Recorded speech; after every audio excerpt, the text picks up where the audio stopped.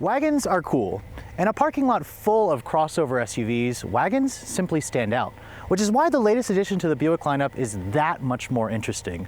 Last month, I tested the all-new Buick Regal Sportback, and today, Buick has flown me out to beautiful Sedona, Arizona, where we're testing the first Buick wagon here in America since the departed 1996 Buick Roadmaster. So does this all-new wagon have what it takes to pull buyers away from crossovers? That's what we're here to find out.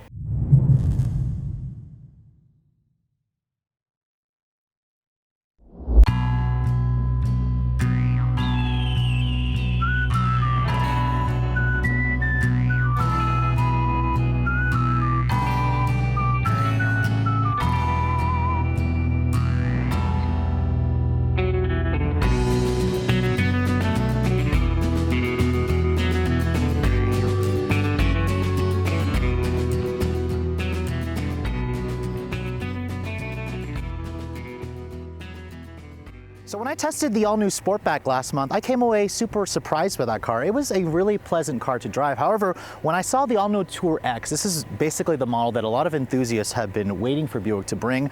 And any addition to the US lineup where there's another wagon kind of just brings a lot of joy, especially when there's so many crossovers. You can see the design of the front end of the TourX doesn't look any different, which it didn't really need to. You still have the company's corporate grille with this new winged chrome part. I really like the headlight design with the standard LED daytime running lights. My tester has upgraded full LEDs, and you know, from this angle you really can't tell that this is a different car until you start looking at the rear end of the vehicle. Now, one thing that sets the TourX apart from the standard Sportback is the cladding over here.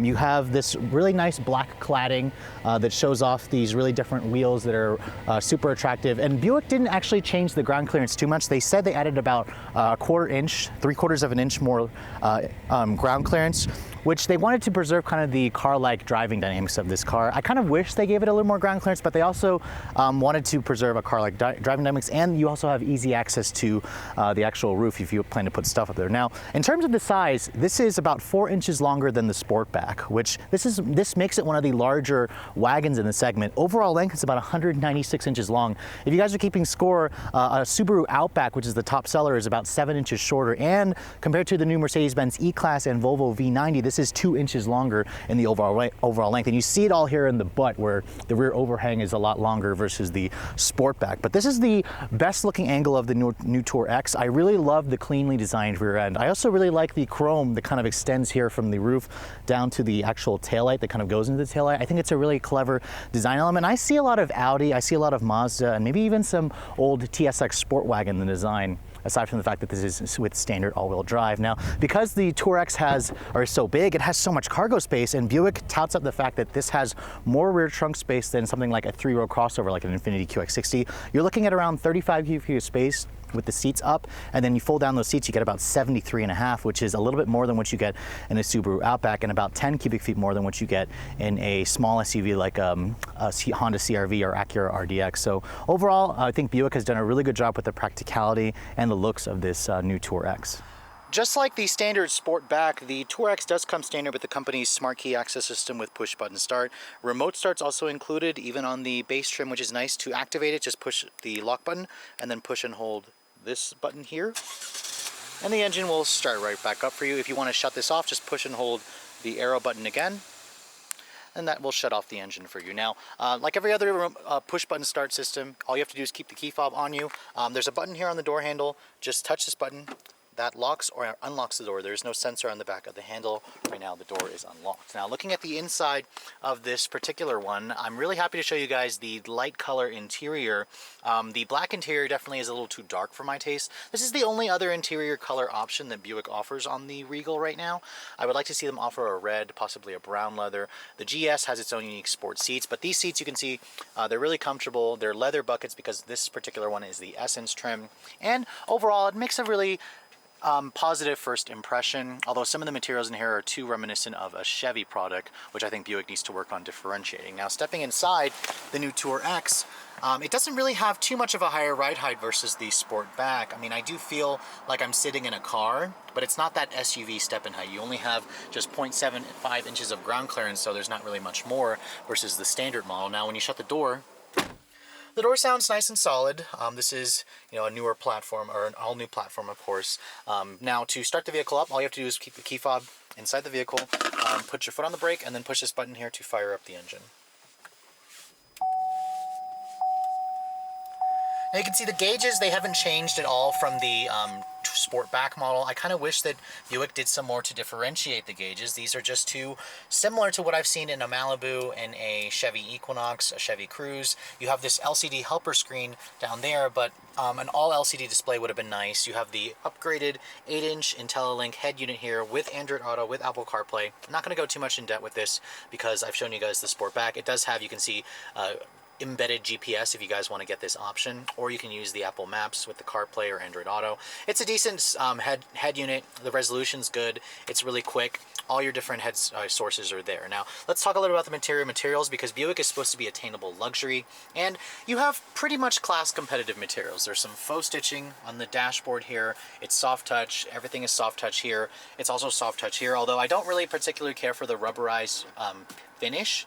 I kind of think it feels a little bit on the cheaper side.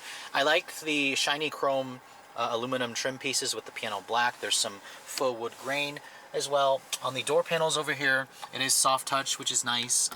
And then more of that fake wood. There's some chrome door handle, chrome accented door handles. The windows are one-touch automatic for only the front.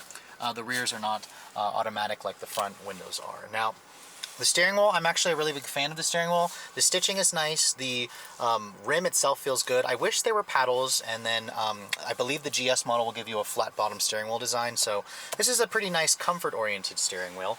Down here you can see the controls are relatively simple. You have your volume knob there, tuning buttons. You have the dual zone automatic climate control with 2 knobs, which is nice. My Tester has some more buttons over here because it has the driver confidence package 2 for the lane departure alert, the parking sensors. This here controls the 8-speed automatic transmission. When you put the vehicle into reverse, you do have a backup camera, which is standard. It comes with trajectory, it comes with rear parking sensors, but no 360 camera. Some competitors, again, offer that option where Buick does not offer that. Over here, there's another cup holder. You have your electronic parking brake. And then looking above you, my Tester has the $1,200 sunroof, which is a really nice option, really lets a lot more light in. It's huge. It goes all the way to the back in the rear seats, which is definitely nice. The seats themselves, I find them to be comfortable, although I feel like they're more designed for German drivers who are not quite as full-framed as American drivers. So try the seats out. The bolsters can get a little bit more aggressive. The glove compartment here, it's a nice size. It's damp. It's lined with felt, which is good. Good storage here. Down in here in the center console, there's more additional storage, and then there's a wireless charging pad, which is an option, which is definitely nice to have. I mean, overall, I think the interior of this Regal TourX is very similar, I guess, to what you might find in a current Volkswagen product, just not really up to the snuff that you're going to expect in some Volvo and Audi products, on par with what you get in a Subaru product. But I think that it would have been nice if Buick had differentiated the interior a little bit more versus a lot of the Chevrolet cousins. Now, the rear seat of the new TourX is definitely going to be an important factor. This is a big vehicle with that long wheelbase, that overall length. The rear seat space is plentiful. This is more of a mid-size wagon versus a compact wagon, what I've showed you guys in like a Volkswagen All-Track. This is more in line with a Subaru Outback. Now, stepping back here, this is where I had the seat to drive, and I'm short, I'm 5'7", but you can see here, there's plenty of leg room underneath here. Really good foot space. There is a hump right here that will take up some of your foot space for the center passenger, but when you shut the door, it's a really nice ambiance back here, honestly. You have rear seat vents, you have 2 USB power outlets, you have dual map pockets right here for some storage, and then there's a nice little armrest here that folds down, gives you a little bit more of a storage here with the cup holders. The seats, they recline, of course, to give you some more versatility. And then the materials back here, they're also the same soft touch that which you get on the front seat. So it's nice to see Buick didn't skimp out on rear seat comfort. I would like to see heated rear seats, which would have been nice, but other than that, it's a really nice back seat. So underneath the hood of the new TourX, Buick makes it really simple. You only get one engine choice. This is the company's 2-liter turbocharged gasoline direct injection 4-cylinder. It makes the same power as in the Sportback, 250 horsepower and about 295 pound-feet of torque. Now, the one thing about the TourX that's better versus the Sportback is all-wheel drive is standard equipment. That's Buick's active twin clutch all-wheel drive system, and it all goes through an 8-speed automatic transmission. Now, the TourX is heavier versus the standard Sportback. It's about 300 pounds heavier. This one is about 4,300 400 pounds. And fuel economy honestly hasn't really changed either. It's rated at 21.29. Buick says the TourX can tow about 1,000 pounds, which is 1,000 more than what the Sportback is rated to tow. A little bit less than what you're gonna get with some competitors like a Subaru Outback, which can do about 3,000 pounds. But you know, with this 250 horsepower turbo 4 with that 8-speed automatic, it should make for a really pleasant driving car. So let's get out on the road and see how it all performs.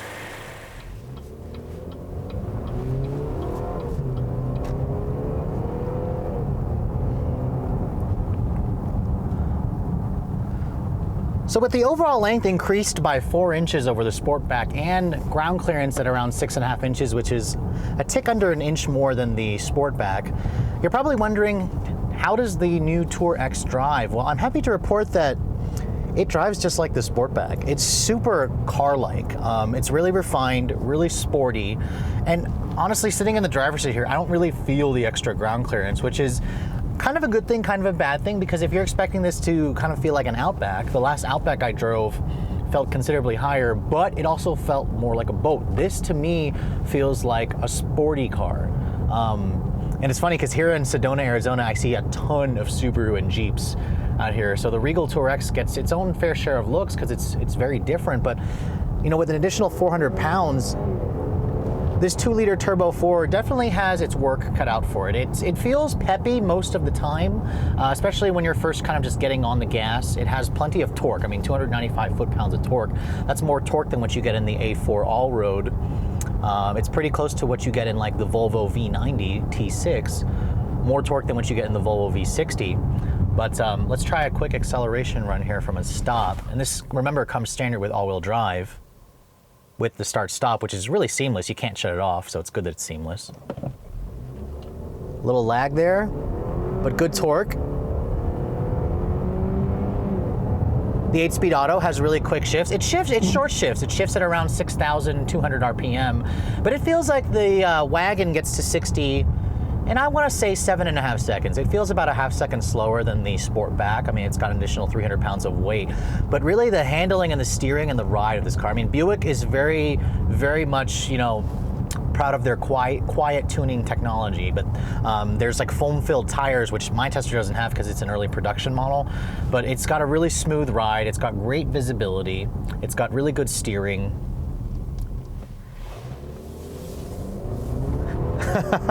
No torque steer either, just plenty of confident traction as this thing really just takes off.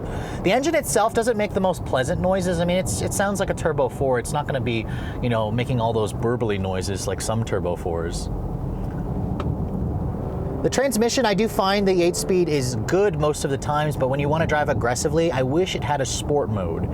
This doesn't have a sport mode. It doesn't have paddle shifters. Instead, you just get a little, you know, manual control here on the shift lever, which is fine, but I would have liked to see a little bit more control, like a paddle shift mode or a sport mode. That's what you're going to get in the Regal GS, which is a different review. I'll be driving that next month.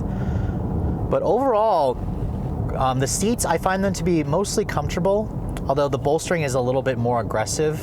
So if you guys are of a wider frame, you're going to probably want to try the seats to make sure that they suit for you, but it's very quiet in here. The ride is good. Now, there were some sections of this little drive loop that I was on where I was on some dirt roads, and the TourX handles it just fine. The twin clutch all-wheel drive system is able to vector the torque side to side. It could send up to theoretically 100% of the power to one wheel, so it's great. It just doesn't really have the ground clearance. It doesn't have the skid plates to kind of make me want to take this thing further off the beaten path like I would for an Outback. However, on these type of roads where the pavement, you know, comes back and you're on this twisty mountain back road with this gorgeous scenery in the background, the Outback would be left in the dust compared to the TourX. This is just a much more sportier, much more European, much more dynamic vehicle than, you know, the current Subaru Outback. So that's kind of where the, you know, the strengths come in for this new TourX. It's a really great car. And it's funny because, you know, I drove the Sportback, this is the regular version. I wasn't really that super impressed, but just from the new rear end with all that additional cargo space, the additional rear length, I mean, I don't feel the fact that this is bigger. It doesn't feel like it weighs 4,300 pounds from behind the wheel. It's just a really easy car to live with. Now, that being said, there are faults with this car. going back on this primitive road here, there are some faults with this car. First of all, it doesn't really have the ground clearance, so when you're on this kind of a road, you're gonna be kind of biting your fingernails a little bit, but it handles it just fine. It's just you're gonna be experiencing more of these, you know, shakes and some shimmies, but you know, it's just a really great car. It's rugged. That's what, you know, Buick was after with this car. I wish it had more standard equipment. Like my Tester fully loaded, this one I've switched from the other one that I was showing you, the white one. This one in the smoked metallic, it has the driver assist confidence package 2 and the pano sunroof, so it's a little over 42 grand. I think at this price point, all the driver assistance stuff needs to be standard. I don't know why Buick is still making it an option. I kind of wish that they made it as, you know, standard equipment on this high trim. But other than that, if you want something that's the anti-SUV that still is very car-like, this one is really, you know, deserves to be at the top of your list, and I applaud Buick for offering something that's just so different for the American market.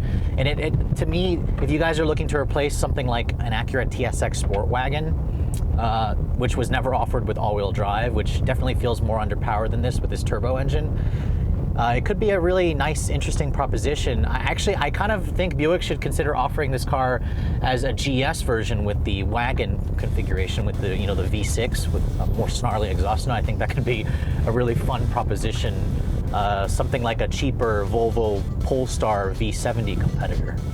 So after spending a full day driving the all-new Regal TourX, I have to say I'm even more impressed with this car. I wasn't completely in love with the Sportback, but just looking at the new butt of the wagon, it's such an attractive looking car. I think it's one of the best looking new wagons to come to the market. I mean, this and the Audi A4 Allroad to me are one of the better looking wagons. Now compared to the actual Sportback, as you guys saw in the test drive, it drives just like a car.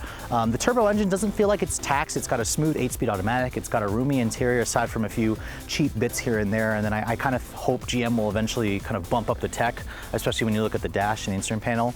But overall, this is a seriously hot new addition to the Buick lineup, and I'll be very curious to see how it does, especially if it's going to be able to steal some of the Subaru buyers. So what's it going to cost to put the TourX in your driveway? Well, Buick is very much focused on their status as attainable luxury, and it really shows in the pricing of the new TourX. It starts at just over $29,000 plus its destination for the base 1SV trim, but that trim doesn't have leather, it doesn't have heated seats, it doesn't have a power driver's seat, so you really got to go up to the Preferred, which gives you the power driver's seat and some other goodies. But if you want like a Buick with actual leather with heated seats, you have to go up to the Essence, which starts at around $35,000. Now my Tester has a couple of options on it. It has the Driver Confidence Package 1, it has the Sights and Sound package, so it has the navigation with the upgraded stereo. This one stickers for just under $39,000. It's missing the pano sunroof and the Driver Confidence Package 2, which gives you adaptive cruise control and automatic braking. So all in, you could have theoretically optioned this up to about $42,000 fully loaded, which still makes it a lot cheaper. If you want to buy like an Audi A4 Allroad, that starts at around $45,000, goes up to about 50 grand fully loaded.